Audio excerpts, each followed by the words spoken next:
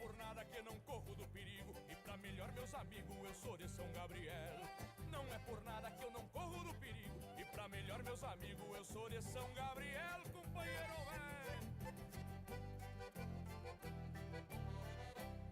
Não é por nada, parceiro, não é por nada se o cavalo é caborteiro, daí que eu peço a bolada. Não é por nada, parceiro, não é por nada quando a pendengueiras feia peleio dando risada. Não é por nada, parceiro, não é por nada se o cavalo é caborteiro, daí que eu peço a bolada. Não é por nada, parceiro, não é por nada quando a pendengueiras feia peleio dando risada. Só pra me exibir pras gurias, ganso velho.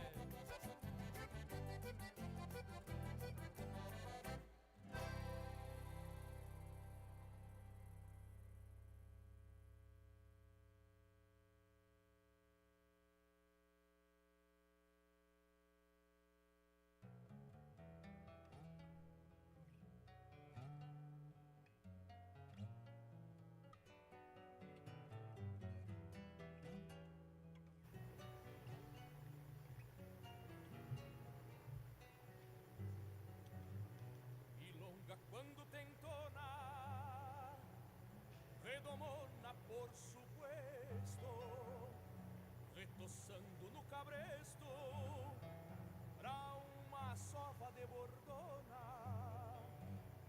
Te achas muito querendona, dona dos meus pensamentos, que bailam soltos ao vento. Tudo bem? Como é que vai? Tudo bem? Bom dia. Tudo, graças a Deus, tudo certo. Redomoniada de rédea, tranqueia pisando forte, com cismas de vento norte numa tarde mormacenta, que foi ficando cinzenta quando se armou despacito e trovejou no infinito, virado em breu e tormenta. E veio cerebulhando e veio mostrando a cara, assobiando nas taquaras, rompendo a paz do galpão, erguendo terra do chão, flauteando as frestas da porta, pra então se fazer de morta na alma do meu violão. E veio cerebulhando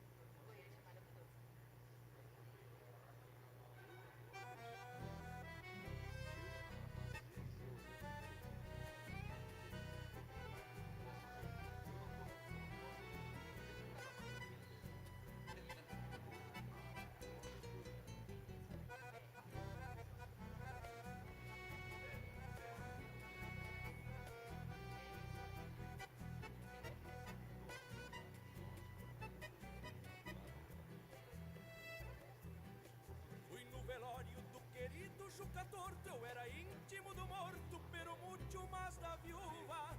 Babava águas, pesos, terra e trovão, entrei de chapéu na mão e poncho encharcado na chuva. Tomei um trago de canha meio sem jeito, é que tenho esse defeito de gostar de coisa triste. E quem resiste a um velório com cachaça, com rapadura, bolacha e umas véia pra dizer um xiste.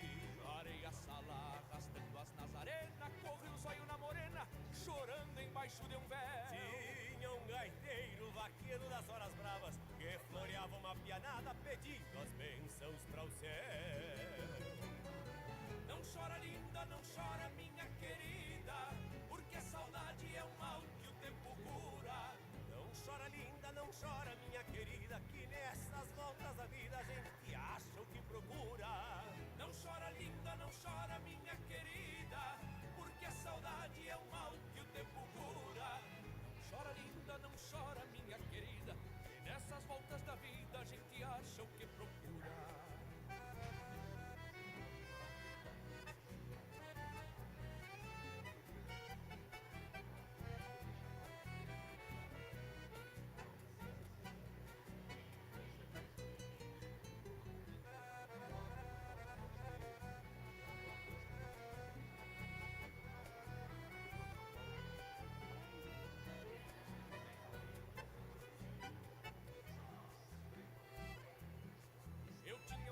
Bordado quase inicial e oferecivo e cordial, tapado de sentimento.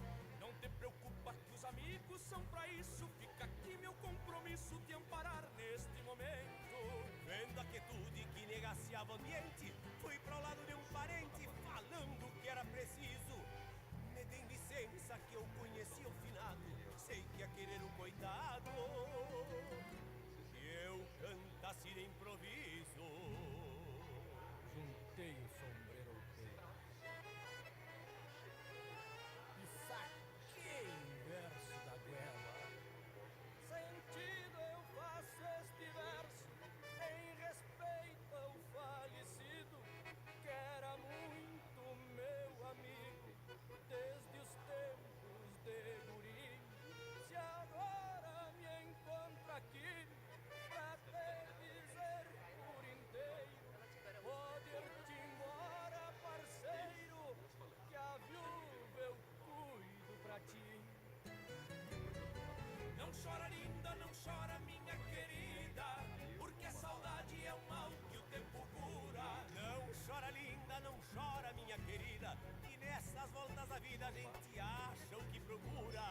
Não chora, linda, não chora, minha querida, porque a saudade é um mal que o tempo cura. Chora, linda, não chora, minha querida, que nestas voltas da vida a gente acha o que procura. Não chora, linda, não chora, minha querida, que nessas voltas da vida a gente acha o que procura.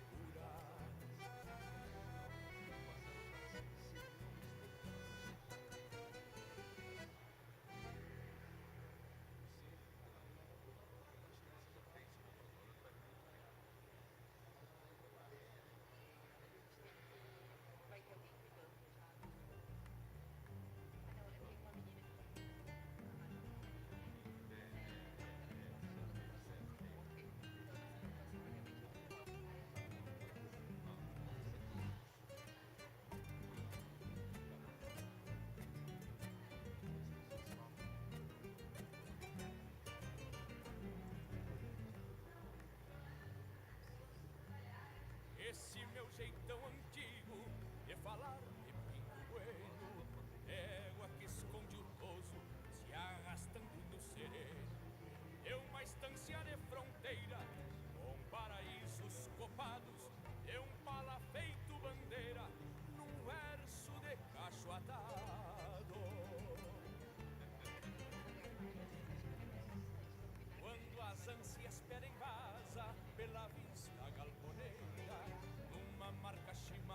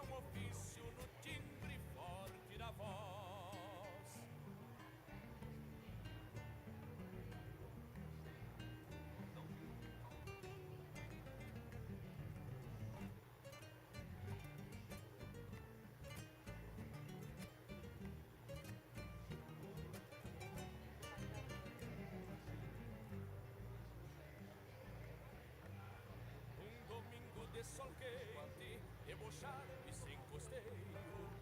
Antes das barras do puente, na pulperia me apeio.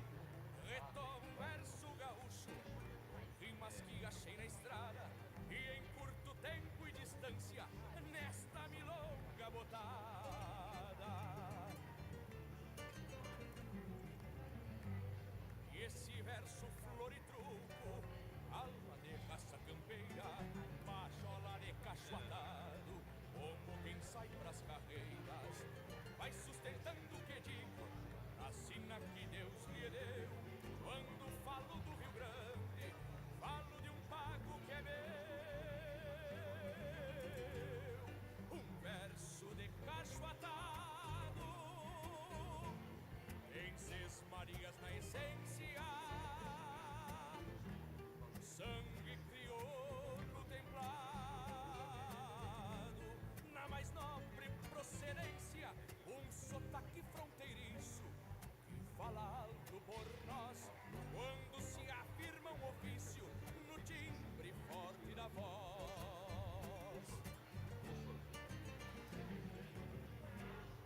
Um verso de cacho atado,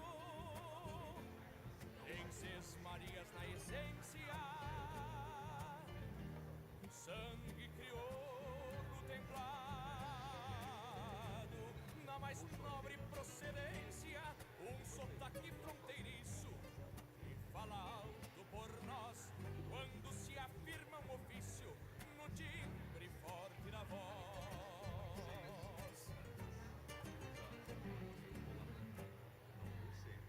Por onde eu vou mais é em Caldas Novas. Porque minha noiva gostou mais de Caldas Novas. Ela adorou a Chapada da Vaca. Mas ela gosta mais.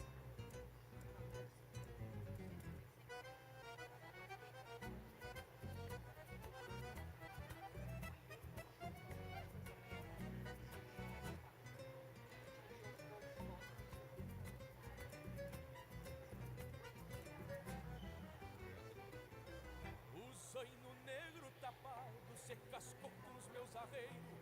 Quando apertei o cinchão, nem tinha botado freio. Mesmo maniado veiaco, se molhou matando pasto, sujou meu pelego novo, quase arrebenta meu basto. Bem que tinham me avisado que ele era flor de atrevido, por isso é que eu tenho nojo destes matungo bonito. Levantei ele do relho, separou todo liçado, com lombo que é uma laranja, me olhando de atravessado. Beiçudo, toma terência, respeita este índio cru, pois se botar na balança eu sou mais chucro que tu. Beiçudo, toma terência, respeita este índio cru, pois se botar na balança eu sou mais chucro que tu. Vamos, cara!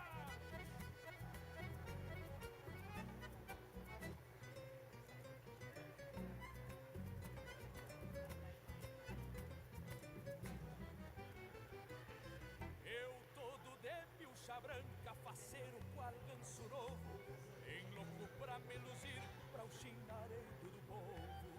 Pego o grito alçando a perna, eu quero se tu quiser, vai te servindo, compadre, do aço dos meus talheres. Se tu te empaca eu te engancho, se te arrasta o mango pega, e assim nós cê vamos embora, tentando nesta refrega. Mas uma coisa eu garanto, que enquanto vai te branqueando, que tu me leva pra China, nem que seja corcoviando.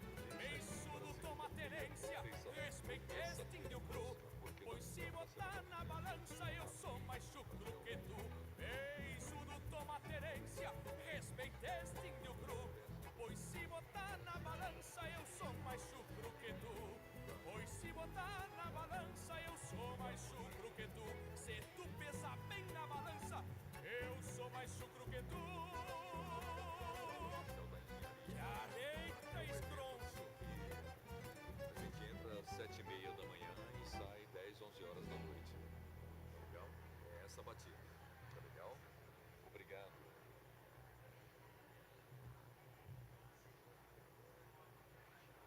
Foi não. Ah, rapaz, eu queria. Foi bom você.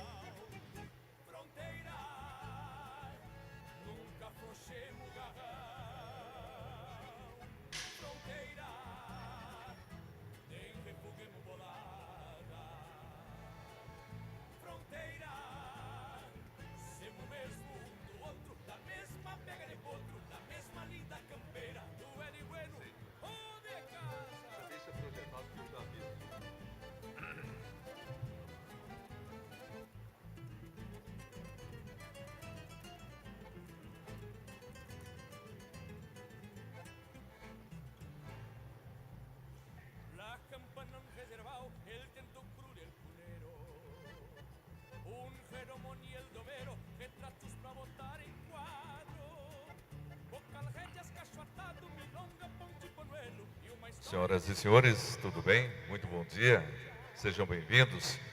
Que dia maravilhoso amanheceu hoje, né? Não que os outros não estivessem maravilhosos, mas hoje ver o sol também é muito bom, né? Claro, não estamos começando oficialmente, tá legal?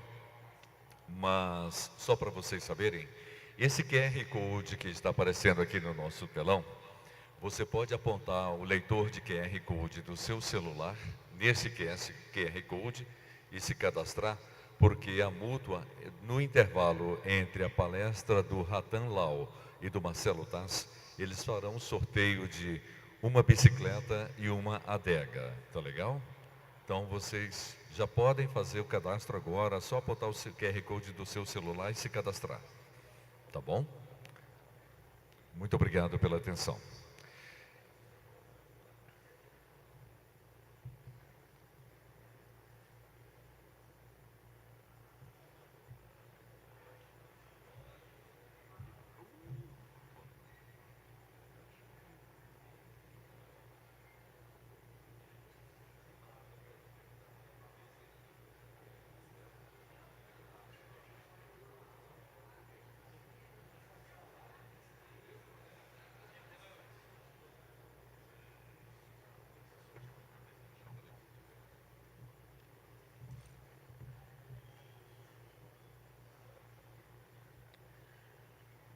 E é claro, né, vale aquela regra dos sorteios assim que a gente faz em auditórios como este, né?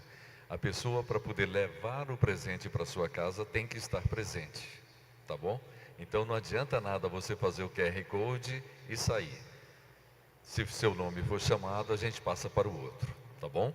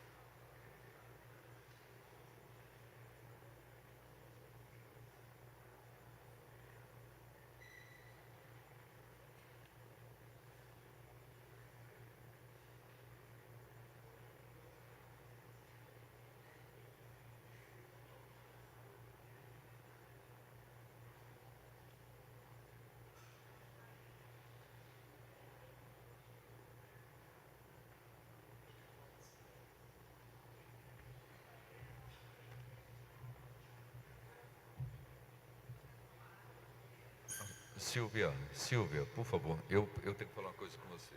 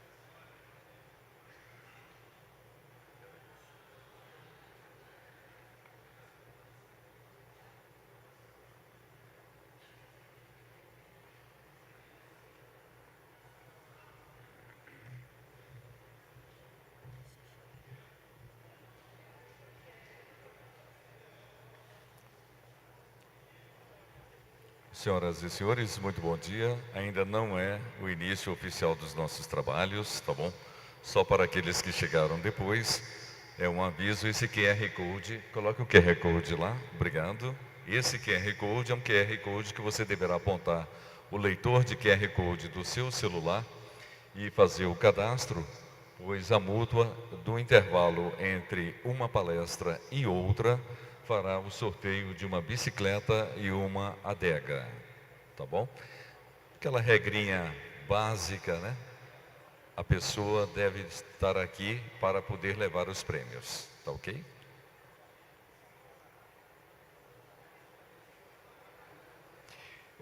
Quando eu falei a palavra adega, eu não sei o que foi que houve, teve um burburinho, foi eu que falei errado ou sugeri alguma coisa? Acho que, né?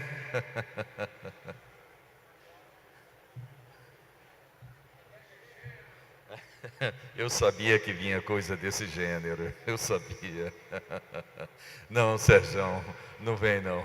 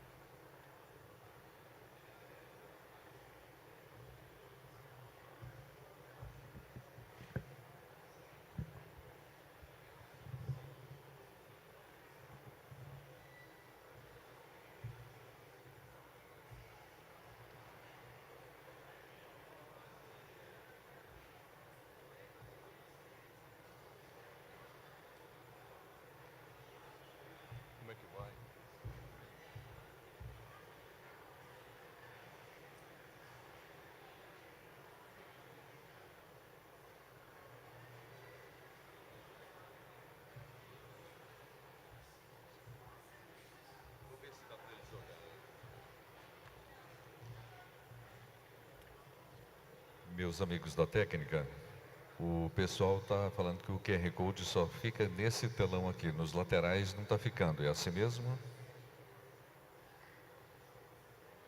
Se for possível colocar nas laterais, eu agradeço.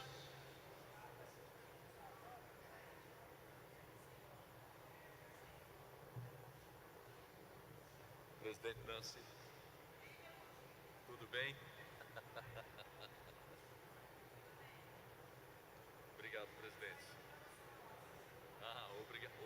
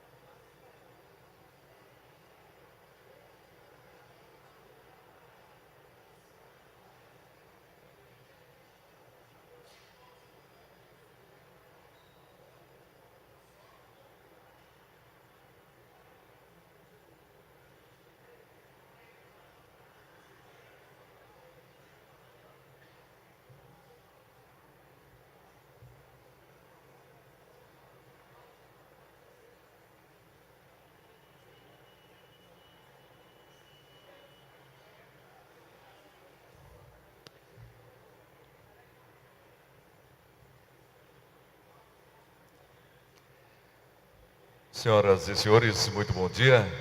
Estamos iniciando os trabalhos da nossa 78ª Semana Oficial da Engenharia e da Agronomia, que está sendo realizada aqui em Gramado, no estado do Rio Grande do Sul. Presentes já estão o senhor vice-presidente do CONFER, engenheiro eletricista Evânio Ramos Nicolaite, acompanhado da senhora presidente do CREA do estado do Rio Grande do Sul, engenheira ambiental Nancy Walter. Também o senhor presidente da FEMOI, engenheiro José Vieira. Senhoras e senhores, nossos agradecimentos especiais aos nossos patrocinadores. Mútua Caixa de Assistência dos Profissionais, CREA do Estado do Rio Grande do Sul, CRED CREA. Apoiadores, Prefeitura de Gramado, Sinditu Serra Gaúcha, Gramado e Canela Convention Bureau, Sebrae Rio Grande do Sul. Apresentamos também as nossas tradutoras de Libras, a Mariana e a Nídria. Obrigado pelo trabalho de vocês. Senhoras e senhores, a primeira palestra de hoje tem como tema o sequestro de carbono, como a agricultura brasileira pode contribuir para a sustentabilidade global. Para falar sobre esse tema, foi convidado o indiano naturalizado americano e professor emérito da Ohio State University, o cientista Rattan. Rattan foi condecorado em 2020 com o Prêmio Nobel da Paz e com o Prêmio Mundial de Alimentação. O prêmio foi instituído em 1986, tornando-se uma referência mundial de reconhecimento a quem cria inovações e inspira ações para aumentar de forma sustentável a qualidade, quantidade e disponibilidade de alimentos para todos.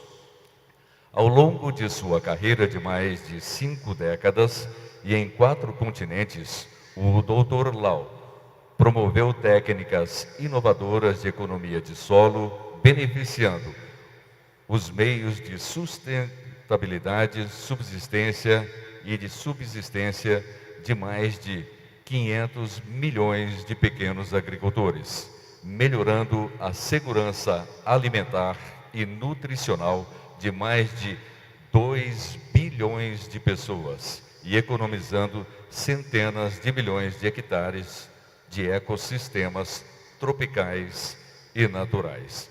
Senhoras e senhores, convido o Dr. Rattan.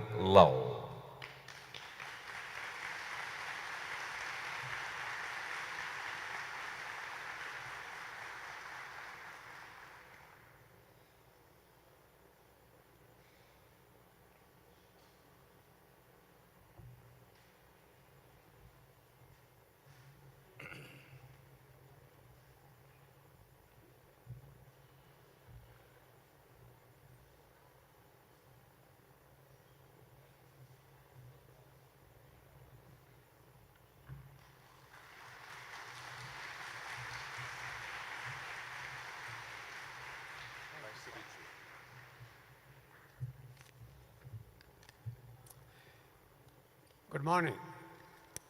It's a great pleasure to be here.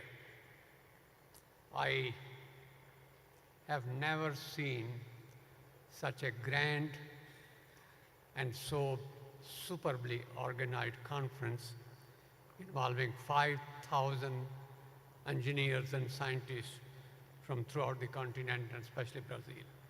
It's something memorable that I will never forget.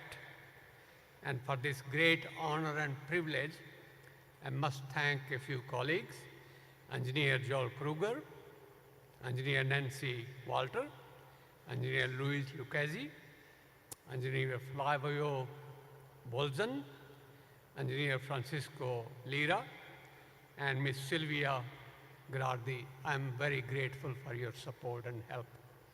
It's really a great honor, for which I should mention that we have been privileged to host 15 scientists from Brazil who worked at the Carbon Center in Ohio, and they contributed tremendously to our center. But also when they came back, they did a remarkable job of improving soil health and making agriculture a solution to climate change. The topic of my discussion that I was given today, carbon sequestration and how Brazilian agriculture can contribute to global sustainability. To begin with, I'd like to mention how much carbon can the world emit before the tipping point. At present, carbon dioxide concentration in the atmosphere is 420 parts per million. If it were to be 560, which would be the tipping point, the difference between 560 minus 420 multiplied by 2.13 ton per ppm gives us about 300 gigaton, 298 gigaton of carbon that humanity can emit, which essentially is a carbon pie, the maximum amount that we can emit. The question is, how should this be reduced, and how whatever we are emitting should be divided amongst the nations of the world. And in this very important decision, the BRIC nation, Brazil, Russia, India, China, can make a tremendous difference. And we will talk about this more as I go along. But in the meantime, it's important to understand what's a carbon cycle. What are different types of carbon pools that we can manage? Of course, the atmospheric, which is a gray carbon, which is contributed tremendously by fossil fuel carbon, which is the red carbon. Every year we emit 10 gigaton, and the atmospheric carbon is absorbed by the plants through photosynthesis, which is the green carbon, and the green carbon is transferred to soil, which is the brown carbon, and that brown carbon is respired back into the atmosphere, and it is directly connected with the atmosphere. We also have a blue carbon, carbon in the water, coastal ecosystem, and the ocean, and the lakes, and the rivers, and we have white carbon, which is the inorganic carbon, carbonates. And these carbonates are also connected with the organic carbon, and they are all also affected by combustion of biomass, which is a black carbon. And these pools are interlinked. Therefore, to see how we can manage atmospheric carbon to reduce it, it's very important to understand the interlinkages amongst this carbon. We notice what has happened since the last 250 years, especially. For example, pre-agriculture, the carbon dioxide concentration in the atmosphere was 200 parts per million. At the pre-industrial revolution, it was 280 parts per million. At present, it's 420. In fact, it's already 422 parts per million. This is the anthropogenic impact on the atmospheric carbon concentration, which has drastically changed the global carbon cycle. The atmosphere contains 840 gigaton of carbon. It's every year increasing. Last year, for example, 5.3 gigaton. And that increase is happening because of the fossil fuel combustion. In 2022, we emitted 10 gigaton of carbon from combustion of the fossil fuel. In addition to that, deforestation, especially of the tropical rainforest, contributes another 1.1 gigaton to the atmosphere. Together, 11.1 gigaton are contributed by human activity. Out of that, the photosynthesis total absorbs about 120 gigaton. But 120 gigaton is emitted back to the atmosphere, 60 gigaton by plant respiration, and 60 gigaton by soil respiration. Soil erosion contributes also carbon to the atmosphere. And some of the carbon is absorbed by ocean. In this case, about 2.9 gigaton last year. And the soil absorbed 3.4 gigaton. If we understand this short-term carbon cycle, the example that I've given you is on a global scale, that we can do this kind of analysis for national scale, for a state, or even for a farm, I think that is the first step to understand how to mitigate climate change. Just to give you another way to how to look at the carbon sink, the sources last year was 10 gigaton by fossil fuel combustion, 1.1 gigaton by deforestation, especially the tropical rainforest. Total source is about 11.1 gigaton. Of this, the absorption by atmosphere was 5.3, by ocean 2.9, and by the land about 3.4. Therefore, land absorbed 30% of the carbon even without major intervention at a global scale. So the question is, how can the land sink be improved more, increased, so that it can help mitigate the climate change? There are many options of carbon sequestration. One option is called geologic sequestration, injecting carbon dioxide from the atmosphere or from the chimney of a power plant or other industrial output into the geologic strata. Then we have a chemical sequestration, which can take carbon dioxide from the atmosphere and make into chemical compounds, carbonates. We have oceanic sequestration, injecting CO2 in the bottom of the ocean floor. We have biotic sequestration through afforestation, reforestation, biofuel plantation, sugarcane-based ethanol, for which Brazil is the global leader. And then we have a pedological sequestration, sequestration of carbon in soil. And I will talk more about it this morning. And there are, of course, the link between all of these. These are geoengineering options, and measurement, monitoring, verification, modeling is very critical to find out which one to adopt. In this regard, the agriculture plays a very important part. Agriculture in Brazil is a global success story, and I'll explain about that more future. But the future agriculture of Brazil and that of the world, rather than variety-based and rather than based on tremendous amount of input, it should really be more soil-based, soil health-based, soil resilience-based. It must be ecosystem-based, eco-efficiency of input, and it must be knowledge-based, science-driven.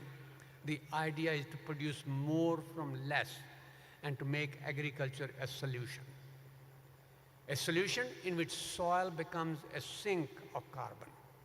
Soil has two types of carbon. Brazilian scientists have done an excellent work on soil organic carbon, but very little work on soil inorganic carbon. The upper part of the carbon, the black profile, is the soil organic carbon. The lower part is soil inorganic carbon.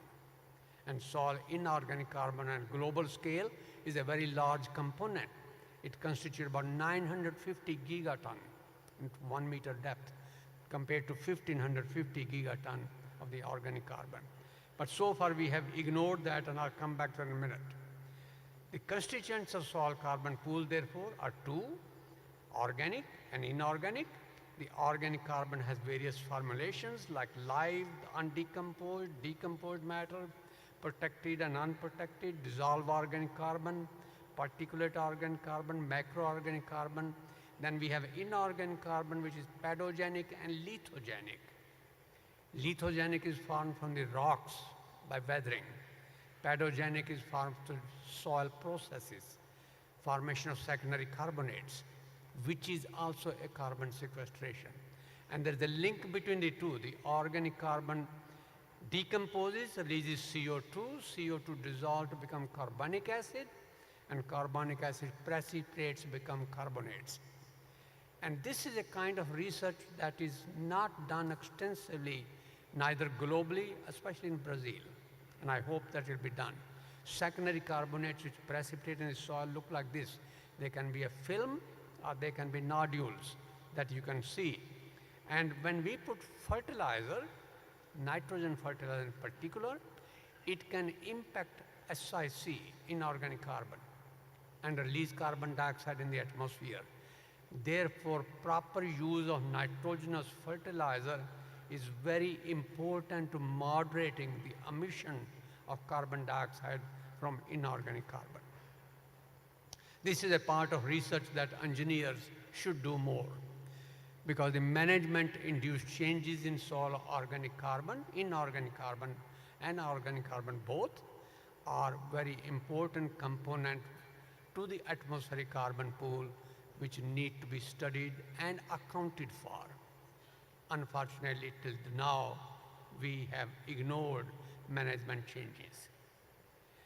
And this accounting brings us to the subject of soil health. Soil health refers to soil's capacity as a dynamic and biologically active entity to sustain multiple ecosystem services, both for human and nature. And this soil health is important because soil is a living entity. Soil is living. Therefore, like any other living thing, soil must also have rights. And 25% of all biodiversity, terrestrial biodiversity, is in soil. And this soil biodiversity is what makes soil health very important. Soil and life have evolved together. There can be no life without soil and no soil without life. I would like to go one step further. The rhizosphere, the root-soil interface at nanoscale, is the only site in the universe which has the divine powers to resurrect death into life. And this life support capacity of the soil depends on soil health. And this soil health, more important part, that the health of soil, plants, animal, people, environment, and the planet is interconnected, is one and indivisible. If the health of soil goes down, health of everything else goes down with it. And one important part to remember, food is medicine. Good food comes from a healthy soil. And soil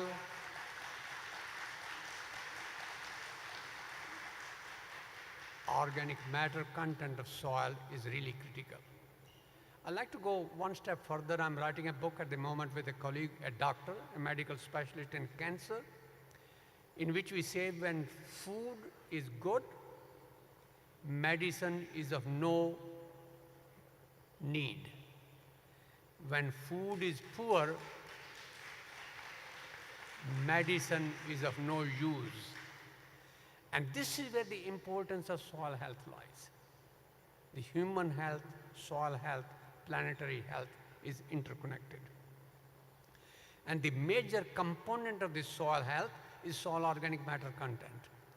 Soil organic matter content is essential for water resources, quality and quantity, climate change, mitigation and adaptation, food security, quantity and quality, biodiversity, above ground and below ground. All the ecosystem services depend on soil health and on good agriculture. Soil organic matter is the driver, is the heart of soil health. Therefore, soil health is a solution to many environment changes. I'm so proud, so glad to hear that Brazil is going to host the 30th COP in Belém. I think this is the topic that we must make it on the agenda, a very important agenda. Therefore, how do you manage soil health?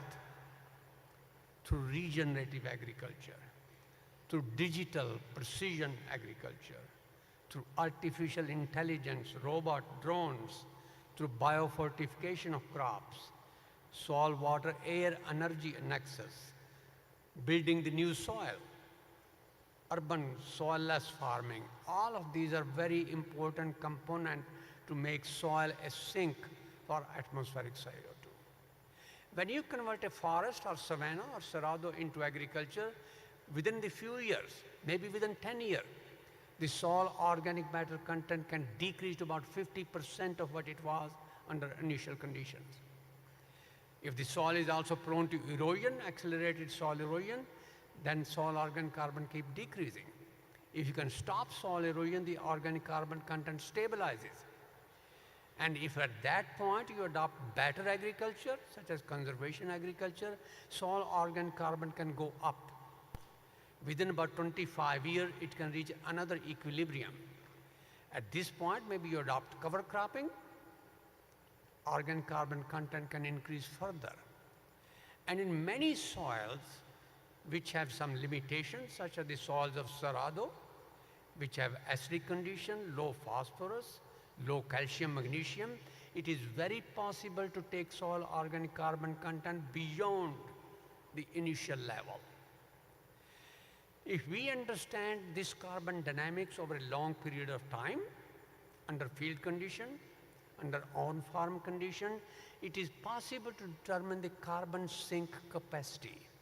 How much carbon can be sequestered in the soil? By taking the slope of the line of this graph, delta y over delta x, we can calculate the rate of carbon sequestration. Dividing the total carbon stock by the flux, we can calculate the mean residence time. But there is no one technology that can increase this.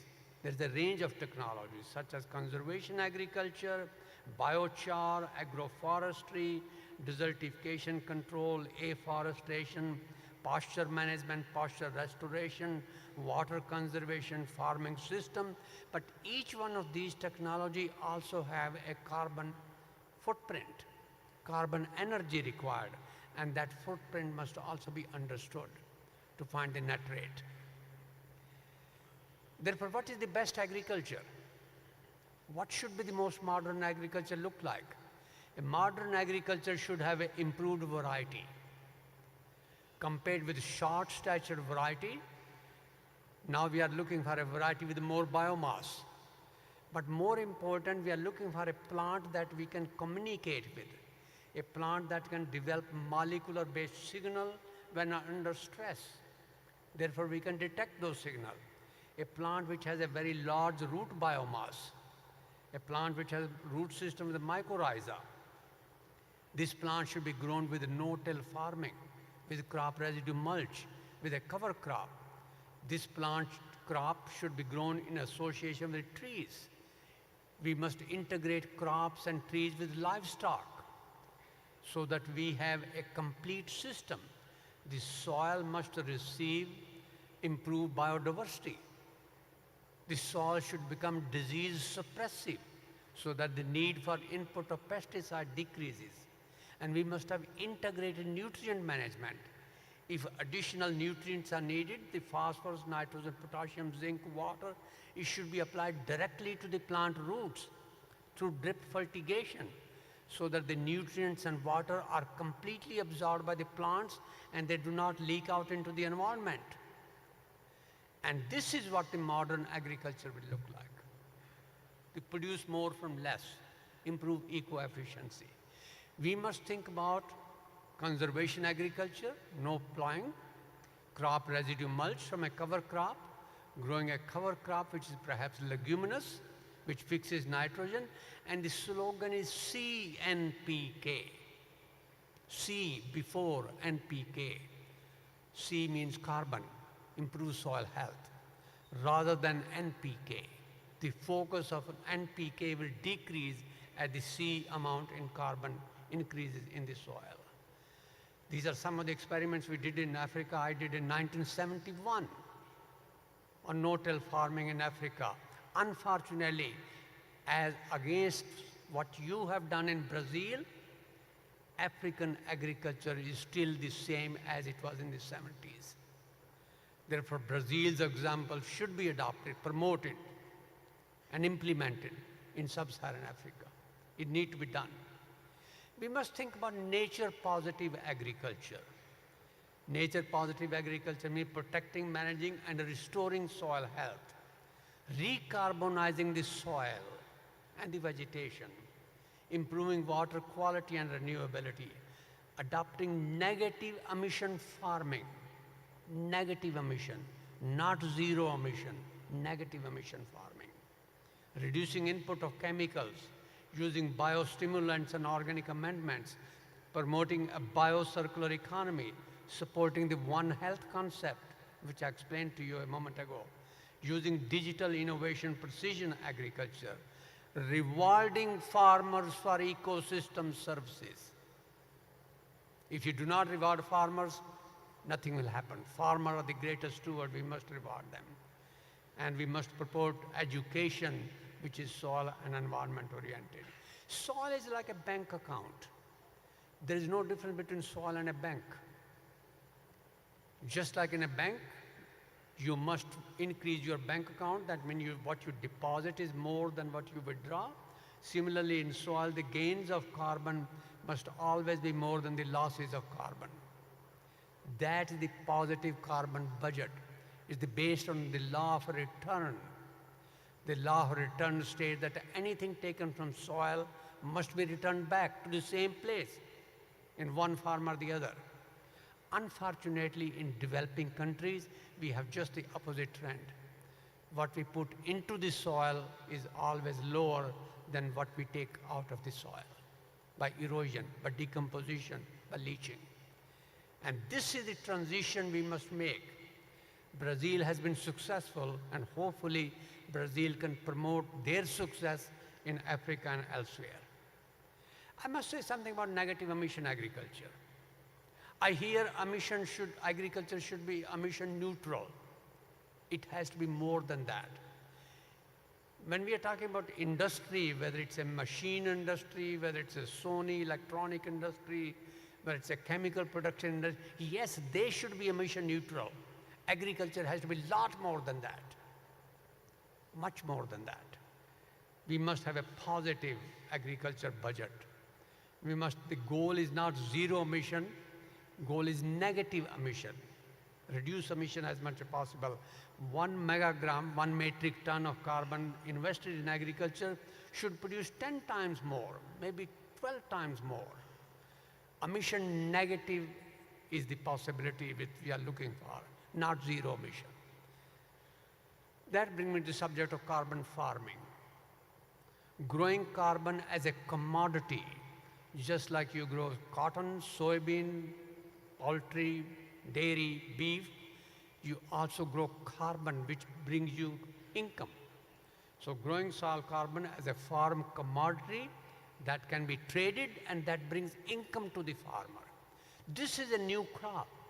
Carbon is a new crop that we want to grow and adopt and promote and end poverty. How much farmers should be paid? These calculations, $35 per ton of CO2, was based on the Chicago market of 2010. Now it's 2022. The current price should be about $50 per credit, $50 per credit. If a farmer sequesters half a ton, you got $25. 1/3 of a ton, you got about $17. And the technological innovation between 2020 and 2050, which will lead to recarbonization, pro-nature agriculture, saving land for nature, climate resilient agriculture. I must take a minute to explain climate resilient. Many organizations talk about climate smart agriculture. I think it's a good term, but that means there is also a climate stupid agriculture. That's not a very good term. What we are looking for is a climate resilient agriculture, rather climate vulnerable agriculture. Eco-intensification, rhizospheric processes, urban farming, carbon farming. Those are the problems that we have to look. This carbon farming involves transformation of crop residue produced through photosynthesis into humus. So production of residue is the first step. This residue must become humus, which has a long time in the soil. The C/N ratio in residue is 100, in humus is 12. CP ratio is 200 in residue, in humus is 50. CS ratio is 500 to 70. Therefore, humus is enriched in nitrogen, phosphorus, sulfur, micronutrients. Farmers, even without realizing, are adding those nutrients. Therefore, not only the cost of residue, but also the cost of nutrients must be compensated to farmer in the price tag. That's why the $50 is very important. The technical potential of carbon sequestration soils of the world is about 2.5 gigaton. Remember, we emit 11 gigaton. So 2.5, about 20%, can be sequestered in soil. The remaining means the fossil fuel emission has to stop. Globally, between now and 2100, world soils can contain 178 gigaton of additional carbon. Reforestation, vegetation can contain another 150. Total is about 330, which means 157 parts per million drawdown from the atmosphere. Therefore, if the fossil fuel is stopped and the sink capacity of soil and vegetation is realized, keeping global warming to less than 2 degrees centigrade is possible. And that's the beauty of carbon sequestration in the land. I talked to you about this sigmoid curve of increasing carbon stock. It has a slow beginning, but then it goes up and then stabilizes. So the important part, in addition to looking at the rate, is the initial part of 3 to 5 years when the farmer is not gaining any increase in productivity. That's the time they should be paid. And the payment is $50 per credit for promoting agriculture. That brings us to the question of how do you feed the world by 2050? World produces already enough food to feed 10 billion people. We are really producing more food to feed as much as 10 billion people. We have 8 billion now. But we waste 30 to 50% of the food. That wastage must be stopped. We must increase access to food because of poverty, because of war, because of poor distribution. That's a problem. We must improve the distribution. We must increase plant-based diet as much as possible, including the beans. Beans is an important part of Brazilian diet. We shouldn't forget that. And we must accept personal responsibility not to take food for granted, not to waste it. And we must produce as much as possible from the existing land. I know many of you think that we must expand in agriculture to the Amazon. In the long run, it is best idea to reforest some of the Amazon land. The pasture which can be degraded, developed from pasture, afforest them. That's the philosophy. I think that's the way to be for it. And to promote that would really mean achieving at the same time the sustainable development goals. Goal number 2, end hunger. Goal number 13, climate action. Goal number 15, life on land, land degradation neutrality. Goal 1, end hunger and poverty. Plant, water sanitation.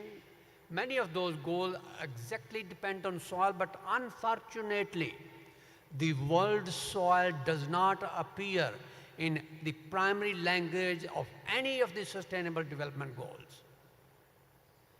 And if that is the case, politicians do not recognize the importance of soil and agriculture in achieving sustainable development goals. And I think the COP30 that we are going to have in Brazil, in Belém, we must make sure that this part is emphasized. Some of the timetable I'm going to show you, probably not many people may agree with that. We are using fertilizer right now, 200 million tons globally. And I know many people say, let's increase the fertilizer. What I'm suggesting, by 2020, we have 200 million tons. By 2030, we should have 150 million tons. By 2050, 100. By 2100, no more than 50 million tons. How? Increase the efficiency. Nitrogen use efficiency right now in developing countries is hardly 30%. 30%. 70% of the nitrogen goes in the atmosphere of water. Improve the efficiency, decrease the rate. And how do you improve the efficiency? By improving soil health. I'm not saying no fertilizer. No, fertilizers are needed to improve the efficiency. Irrigated area. Right now we have 350 million hectare. By 2100, we should have 500 million hectare land, especially in Africa, irrigated. Cropland area now, we have 1500 million hectare. We can decrease it to 750 million hectare by 2100, not increase. That is where reforestation is essential. Conservation agriculture, that Brazil is the world leader. Right now we have 200 million hectare. By 2100, all cropland must be under conservation agriculture. 100%, everywhere in the world. Grazing land, we have now 3,700 million hectare. We need animal. But do we need 3.7 billion hectare? No. If we manage food properly, maybe 1.5 billion hectare by 2100. Water use, we use 3,150 kilometer cube of water. Now, if we use drip irrigation, drip fertigation, the area under irrigation is increased, but the water use decreases to no more than 1/3 what we have now, 1,000 kilometer cube. This is the planning we need for a country, for a state, for a farm, for the world. Produce more from less. Return land and water back to nature.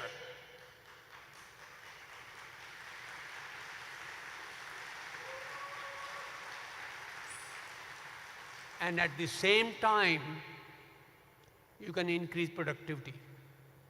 Globally, we have 4 tons of grains per hectare now.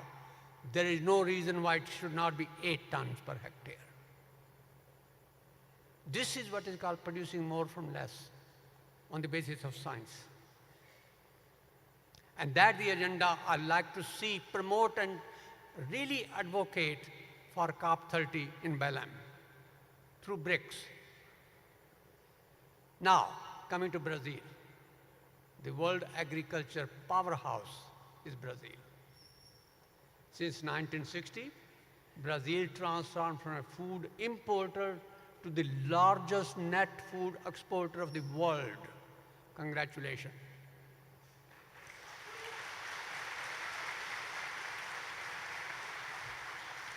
This transformation, often called the Cerrado miracle, is one of the most important development of modern history in the world.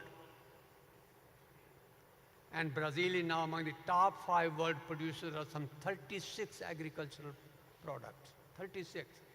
Output has quadrupled since 1960 and has been growing ever at the rate of 3.5% per year. Total food export in Brazil and Latin America together, Brazil export was 237 million ton in 1961, is 2.28 billion tons at present. Latin America also gone up, but Brazil is leading in all this. The Cerrado miracle, FAO observed that by 2050, global food production would need to increase by 70%, which I said is not really necessary if we do better agriculture. And FAO predicted such a boost likely would require 120 million hectare more. No, if we did agriculture better, and if we transformed Cerrado miracle to Africa, we do not need extra land. And this is what I think Brazil need to do. Brazil need to help with South-South cooperation, bring up the 500 million small landholders in the developing countries, especially BRICS country, to the modern level of agriculture production that Brazil has. Land use in Brazil, pasture, so many million hectare, cropland, rice, soybean together, maize. And if we can make this as a sink of carbon, it can really offset emission of agriculture in Brazil. And I'll give you some of the example. which are really irrigated cropland area of sandy soil. How can it sequester carbon?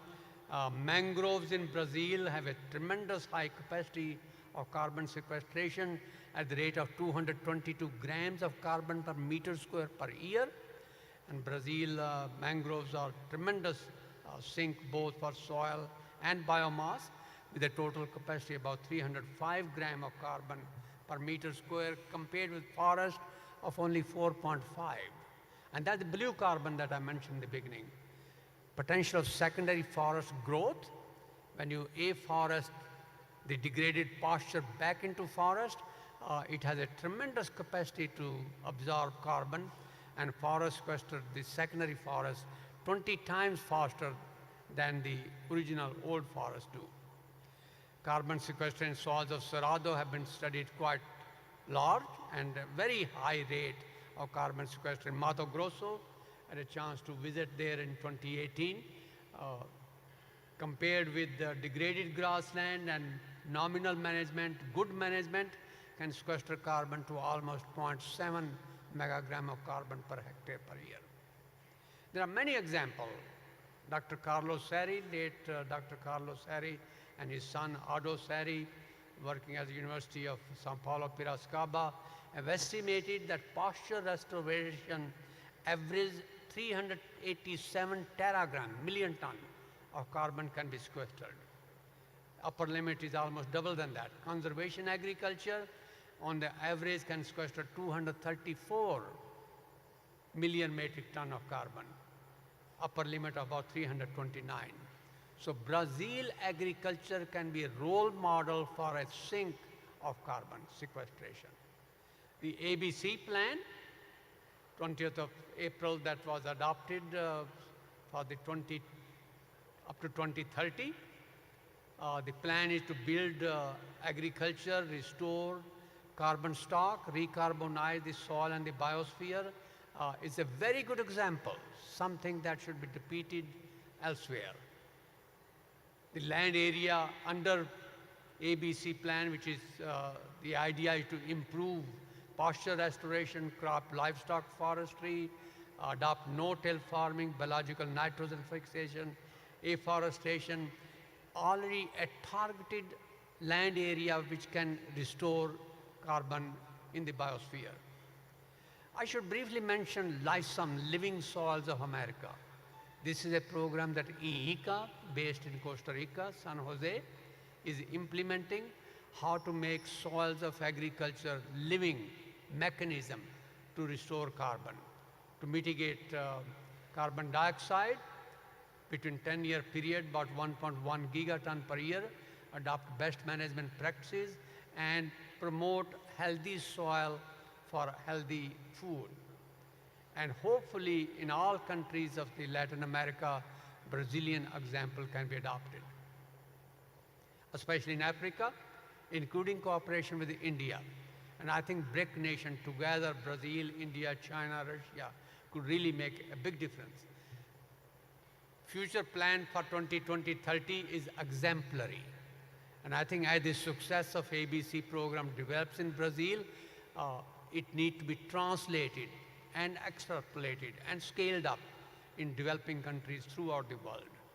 ABC is something which shows an example of what can be done in Africa. And this Cerrado miracle, how we can translate that into Africa? By improving soil health and agronomic productivity, by decreasing carbon footprint of agriculture, by removing CO2 from the atmosphere and putting into the terrestrial ecosystem, including soil restoration as an integral component of national program, and protecting carbon in soils, forest, and wetland. I want to emphasize the last part. Just like Amazon is a major reservoir of forest, so is the Congo Basin, so is Sumatra Basin. Many tropical forests together can protect carbon, and afforestation can make agriculture and land-based sink a solution to climate change. And this is how we from Brazil, through South-South cooperation, through BRIC nation, can help Africa repeat the Sarado miracle and feed itself. That's a noble cause. And I think it's a cause, something that will increase the visibility of what Brazil can do for other nations. In this regard, I think I should emphasize cooperation with the private sector, whether it's Bayer, whether it's Syngenta, whether it's PepsiCo. All those can play a major role in achieving several sustainable development goals. They can work with policymakers, academicians, national institutions, and work together to translate science into action. Finally, I'm coming up with a suggestion that in the United States, since 1967, we have Clean Air Act implemented by EPA. We also have a Clean Water Act implemented by EPA. But we know that the algal bloom problem in Ohio River, in Lake Erie, there were 4 days, 3, 4, 5 years ago when Toledo did not have even drinking water because of the algal bloom problem. You can never have clean air and clean water if you do not have a healthy soil. Healthy soil is the basic prerequisite to have healthy environment, of which clean air and water are the component.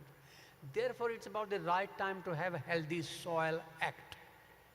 I hope the Farm Bill of the US will have a provision for a Healthy Soil Act. And Healthy Soil Act should be the one which has a language that states pay farmer for ecosystem services. And we have just sent a paper to Journal of Soil and Water Conservation where we have said pay farmer $50 per acre per year for adoption of conservation effective techniques that sequester carbon in soil. And if that happens, I hope Brazil will follow. That Brazil should advocate with its policy maker to develop a Brazilian Soil Health Act to restore degraded land, to restore degraded pasture, to make carbon sequestration a very important policy. With that, I think the humanity and agriculture have a bright future ahead.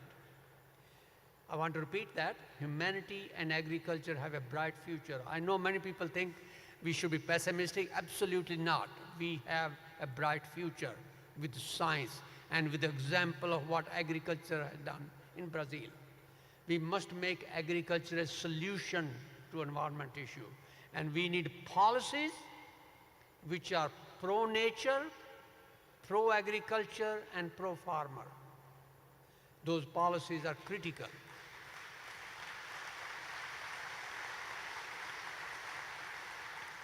And the mantra that those policies should promote is the healthy soil equal to healthy diet, equal to healthy people, equal to healthy ecosystem, equal to healthy planet.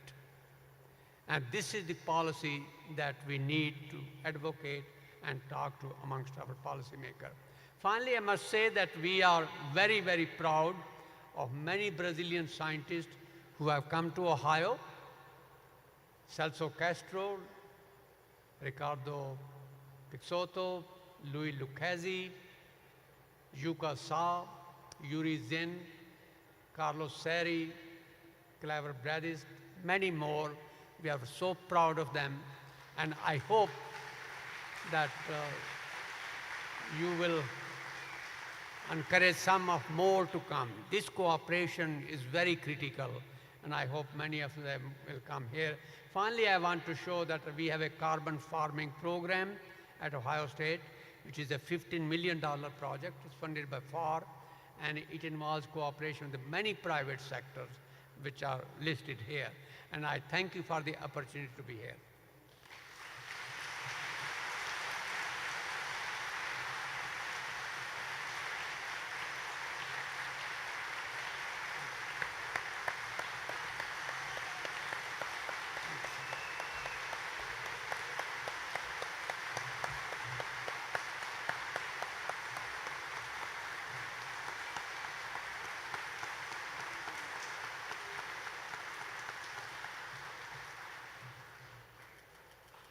Time for questions. Thank you very much. Congratulations. You want me to stay here? Dr. Rattan, essa é a demonstração carinhosa do povo brasileiro para com Vossa Senhoria. Nós vamos abrir para 3 perguntas para o Dr. Rattan. Eu peço às minhas colegas do receptivo para pegar o microfone. Microfone sem fio, por favor. O primeiro a fazer pergunta, o Dr. Lucchesi, conselheiro federal.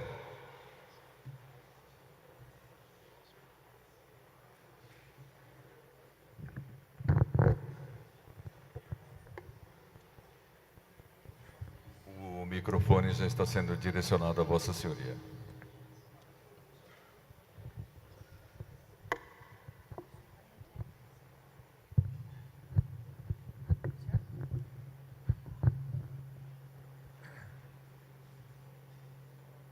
De fato, é uma grande emoção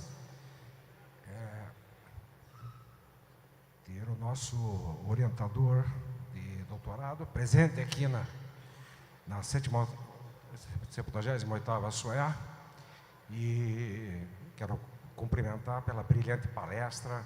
De fato, uma grande contribuição para a soberania do Brasil e o prestigiamento da nossa nação, do seu papel no mundo.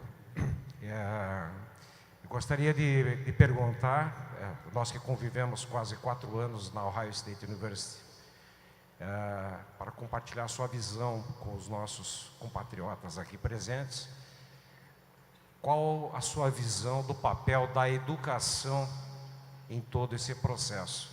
Eu que sou coordenador da Comissão de Educação e Atribuição Profissional do Sistema CONFEA-CREA, gostaria que o senhor compartilhasse a sua visão sobre o papel da educação superior dentro desse desafio multidisciplinar que o senhor apresentou. Muito obrigado pela honra de ter me citado e estamos juntos para sempre. Obrigado. Thank you. Thank you, Louis. I greatly appreciate the invitation from you to be here. You are an example of what cooperation among 2 universities from Brazil and Ohio State can accomplish, and we need to continue and strengthen that cooperation. With regard to education, our education in making agriculture not only just a source of food production, but agriculture as a solution to environment is really a very high priority. We have, through Green Revolution and through the agriculture in Brazil and elsewhere, shown that we have a capacity to produce food. But we must now demonstrate that agriculture is more than just producing food. Agriculture is now a solution to water quality, solution to climate change, solution to biodiversity. It's a solution to malnutrition. We have produced more calories, but we have not produced a nutrition-sensitive diet. We must focus on a healthy and safe and nutrient-rich diet. That's a very important part. I think this requires multidisciplinary approach. Agriculture doing cooperation with geology, climatology, medical science. I'm very pleased and honored as we speak. I'm writing a book with a medical specialist. It's called Food as Medicine. That's the title of the book. So a soil scientist, an agronomist writing a book, Food is a Medicine. I think this is the concept we have to take. We cannot produce just calories. We have to make agriculture a solution to the environment, and that is the future agriculture. One part in this I mentioned yesterday, we were discussing with some newspaper media group, that none of our children alphabet books which teach primary letters and language, is actually environment oriented. I think we must make sure that the children from the very young age begin to understand that food and environment, they go together. And I think this part is very critical to promote. We must also promote agriculture in a way that it gives a respectability to this agriculture profession. And that's a very important part. The farming is a profession that produces healthy food, and there can be nothing more important than that. Therefore, the respectability of agriculturists at all levels, including farmer, is very critical. Thank you for a very good question.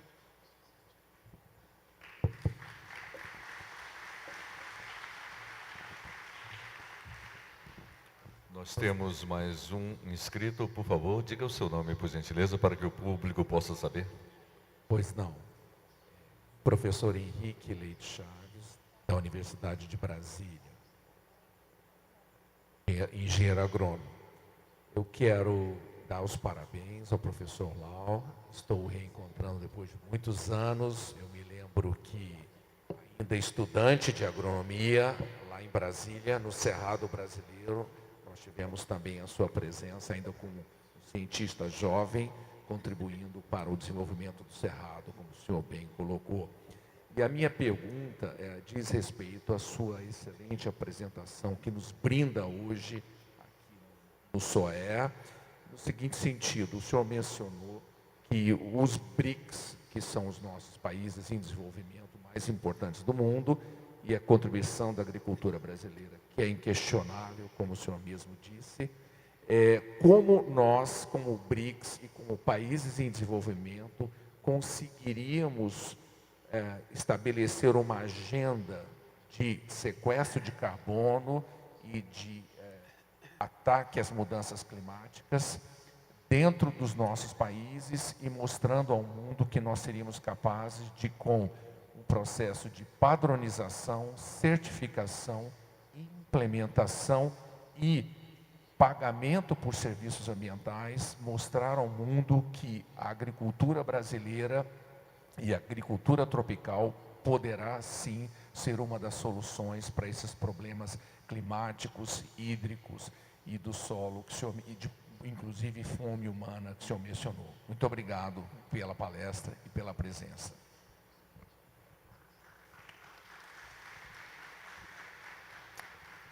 Thank you so much, Dr. Chavez. This is really an excellent question, very timely question, and a very important question. I'm very, very delighted, pleased that we have a great opportunity that Brazil will be hosting the COP30. COP27 in Sharm el-Sheikh in Egypt had considered Agriculture Day. One day was devoted to agriculture. Primarily food system was discussed. Now COP28 in Dubai has actually selected 5 pillars, and amongst those 5 pillars, environment management and soil as a part of the environment is a very important component, and I'm a member of one of those pillars for the Dubai. But what we have a great opportunity is the opportunity coming up where COP30 will be held in Belém.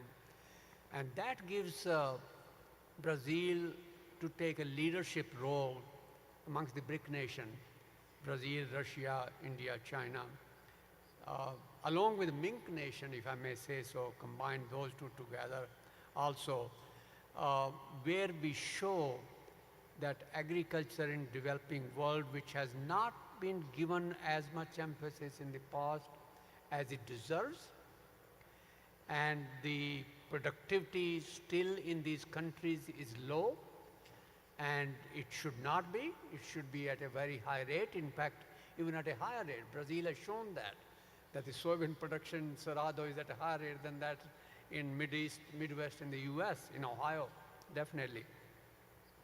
So it gives us an opportunity to bring the nation together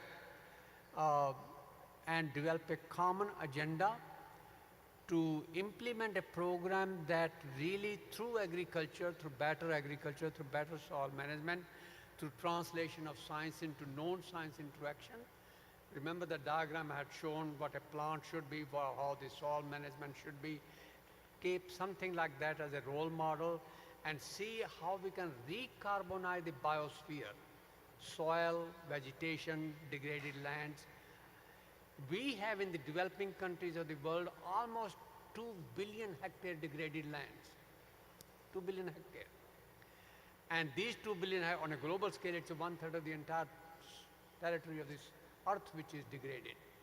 So in the BRIC nation where the resource poor farmers cannot invest, restoring degraded lands, making them a carbon sink through afforestation, through improving carbon stock in soil, both organic and inorganic, can really be the solution to sustainable development goals which right now are not on the track. For example, we have 500 million small landholders in BRIC nations. 500 million. And these farmers have less than 2 hectares. If we can pay these farmers $50 per credit per year, and farmers adopt better agriculture which can sequester Prêmio 2 credit, 1 hectare, having 1 metric ton of carbon, both in trees and soil, which is 2 carbon credit, that will give them $400 per year. That is a way to decrease poverty. At the same time, it increases productivity. That's a way to end hunger, because most of the resource poor farmers also constitute the hungry people. That will improve quality of the water. That will improve biodiversity.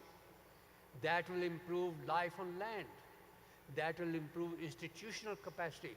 In the long run, that's the solution to bring world peace and prosperity and tranquility.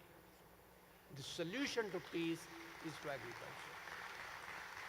I think the Belém COP28 is a great opportunity. This is where we can develop a program. I was talking to Dr. Lucchesi and yourself.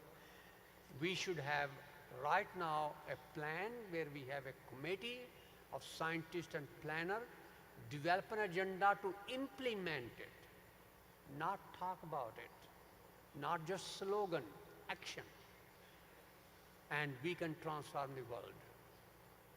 And I think this is the greatest opportunity we have, and I hope that we will prove that yes, we can still solve the problem through agriculture. And this opportunity we should not miss. I really appreciate your bringing up this point. Very important one.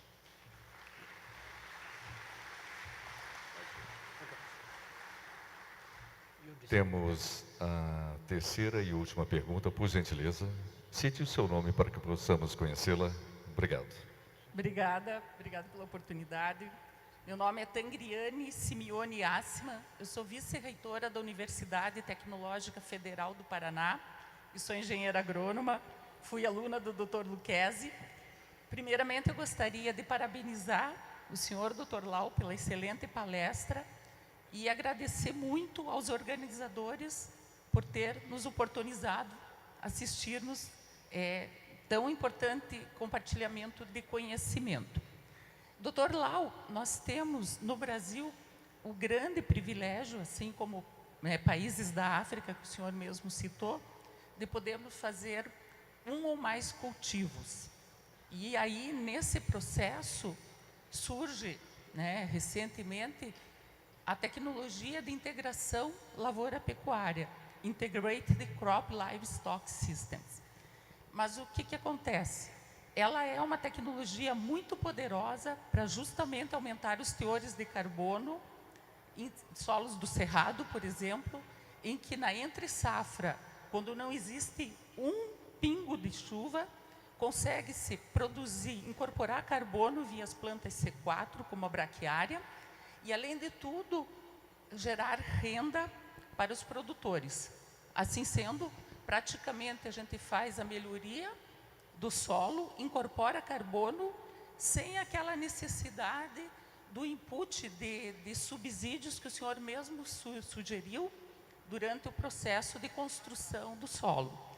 Eu gostaria de lhe perguntar, um ponto que eu acho que é muito forte, é que existe toda uma política contrária à produção animal no mundo, né? E recentemente, num passado não muito distante, a própria FAO condenou a produção animal. E nós temos que reconhecer também que no Brasil nós temos muitas áreas degradadas de pastagens, né? E aí a gente precisa recuperar. Eu gostaria de uma avaliação sua, como fica esse posicionamento, né, de que é uma grande solução para o nosso país, processos de produção animal, e também, mas como que fica frente a toda essa onda mundial contra a produção animal? E também perguntar para o senhor, porque nós ainda precisamos de muitos fertilizantes para recuperar áreas degradadas aqui no nosso país, especialmente fósforo, né, em particular fósforo. E aí eu acho que eu fico pensando como que a gente pode colaborar na redução do uso de insumos. A gente já vem colaborando com tecnologias como, por exemplo, adubação de sistemas, buscando ciclagem de nutrientes. Mas, se possível, obrigada. Thank you. Thank you very much, and I'm glad you're a colleague of Dr. Lucchesi. I must compliment all of you. I'm very much familiar with the use of Bracharia rusiense, rosy grass, as a cover crop. But I want to make clear that, as I showed in my diagram, integration of crops with trees and livestock. Livestock are extremely important to sustainable agriculture. I don't think anybody should ever misstate that statement. One of the problems that has happened since 1960s, why agriculture became a problem to environment, was because of dissociation of livestock. I'll give you an example. I joined in 1987 at Ohio State. At that time, our department head was Dr. Fred Miller, and I was a student there in 1960s. And I asked Dr. Miller, what is the change in farming system in the Midwest United States between 1960s and late 1980s? And this is his wording, which I'm repeating. He said in 1960s, our rotation was corn, soybean, wheat, meadow, pasture. Now our rotation is corn, soybean, Florida. Animals were taken out of the rotation. Why? People are going to Florida in winter. Who will look after the cattle? Therefore, this dissociation created problem of soil compaction, soil degradation, disconnection of recycling. So anywhere where the perennials and annuals and livestock are not integrated, we have a problem of coupled cycling being uncoupled. Therefore, proper integration of livestock with crops and trees is very critical. That is where agroforestry, silvopastoral system, agro-silvopastoral system, complex rotations are critical. And these complex rotations are the one which create a positive carbon budget. And for the cattle to be associated, not stall feeding, but linked properly, there has to be pasture in the rotation cycle. That is where the original rotation, corn, soybean, wheat, meadow, was critical. I think we need to bring that back. Brazil has a great opportunity, which we have seen that pastures are degraded. So if the restoration of pasture, afforestation, but afforestation with silvopastoral system could be a very important component. In fact, I had a slide I wanted to show that, but because they shortened time. So I think under no circumstances, and I'll be very glad to even talk to FAO, I do serve on their committee, that this component of that animals are a problem. No, it's a mismanagement which is a problem, not the animal. And there's a difference between the two. And I think that needs to be corrected. Now, how do you promote that? reward farmers who restore degraded pasture, who integrate crops with trees and livestock through payment for ecosystem services. And that's the policy I'm hoping will happen. And that's the policy I talk about, policy which is pro-nature, pro-agriculture, and pro-farmer. So livestock are very integral. Recarbonization of the biosphere cannot properly happen without having livestock as a component of part, but overgrazing can create a problem. I think not having grazing crop residue can create a problem. This is what is happening in South Asia, where the crop residue is taken for grazing, soil is depleted. Therefore, it is the mismanagement which is the issue, not the cattle which is the issue. That's a very important part. Thank you for asking.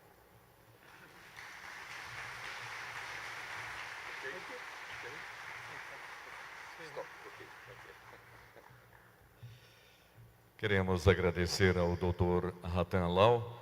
Eu quero chamar a senhora engenheira ambiental Nancy Walter, presidente do CREA do Rio Grande do Sul, para que possa fazer uma entrega de uma lembrança ao nosso ilustre palestrante.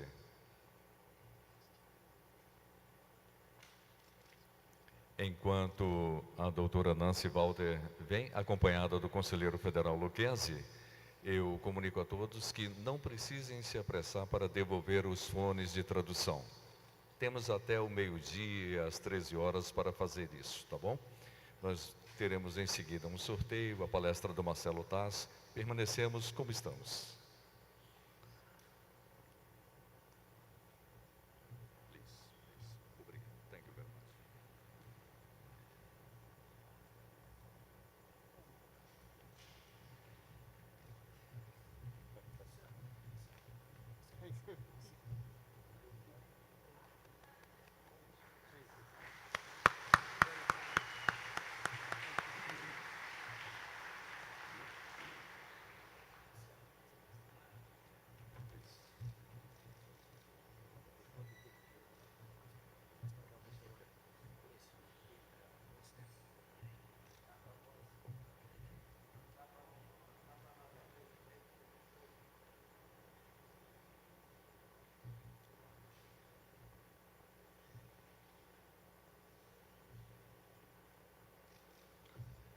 Dr. Rattan Lau, receba mais uma vez o carinho do público brasileiro.